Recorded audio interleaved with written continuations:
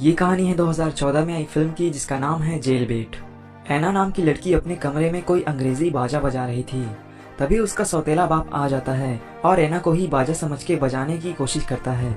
एना को उसके बजाने का तरीका पसंद नहीं आता और वो उसे खुद से दूर कर देती है, लेकिन उसका सौतेला बाप दुनिया से ही दूर हो जाता है। इस भले काम के लिए एना को 4 साल के लिए बाल सुधार घर में भेजा जाता है। वहाँ का वार्डन एक बुढ़ा है जिसका नाम फ्रैंक है और वो लड़कियों की बहुत इज्जत करता है। शायद पुलिस उसे उसके कमरे में पहुंचाती है। उसे वहां उसकी रूममेट जेनी मिलती है, जो उसे सोते हुए देखकर काफी खुश होती है। अगले दिन सफेद बिल्ली ग्रुप की लीडर कोडी एना से दोस्ती करने की कोशिश करती है, लेकिन एना उसका दिल तोड़ देती है और इसके बदले कोडी और उसका ग्रुप बाद में एना की हड्डी तोड़ देती है और कुछ न बताने की धमकी भी देती है। और वो डॉक्टर को कुछ नहीं बताती।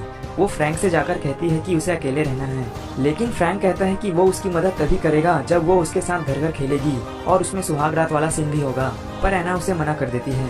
एना अपने रूम में जाकर रोने लगती है, पर जेनी उसके साथ घर घर खेलकर उसे चुप कराती है।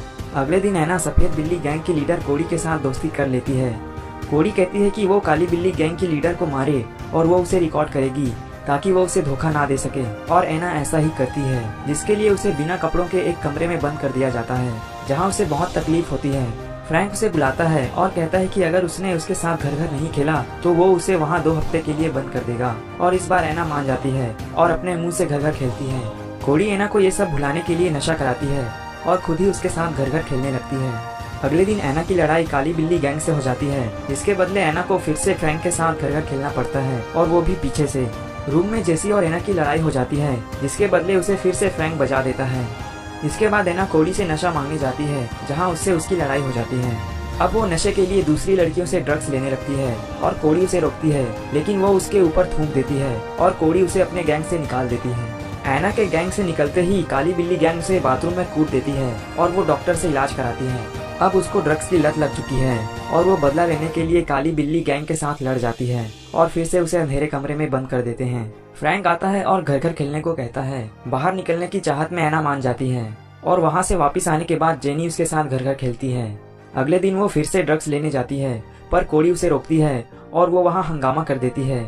फ्रैंक एना को अंधेरे कमरे में काफी दिनों के लिए बंद कर देता है। बाहर निकलने के लिए वो खुद की नस काट देती है। इसके बाद कुछ दिन हॉस्पिटल में भी रहती है। एना फ्रैंक के पास जाती है और कहती है कि वो जब चाहे घर घर खेल सकता है, पर वो एना को कोई तकलीफ ना दे। एना सफेद बिल्ली गैंग का टैटू मिटा देती है और खुद ही जेनी के साथ घर घर खेलने लगती है। फ्रैंक एना के लिए अंग्रेजी बाजा लाता है और उसे टैलेंट शो में बजाने को कहता है।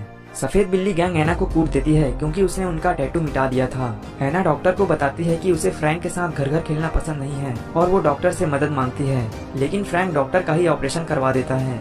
एना टैलेंट शो में अंग्रेजी बाजा बजाती है और टैलेंट शो के बाद फ्रैंक एना को बजाता है और कहता है कि उसने उसके लिए पैरल मीटिंग रखवाई है। पैरल मीटिंग का मतलब होता है कि अगर कोई कैदी अच्छे से बर्ताव करे तो उसको छोड़ दिया जाता है। एना जेनी को ये बात बताती है। जेनी कहती है कि फ्रैंक भरोसे के काबिल नहीं है। एना फ्रैंक को पकड़वाने के लिए कोडी से मदद मांगती है और वो उसे फोन दे देती है।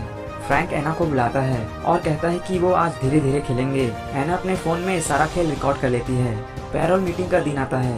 पैरोल मीटिंग में फ्रैंक अपनी बात से मुकर जाता है।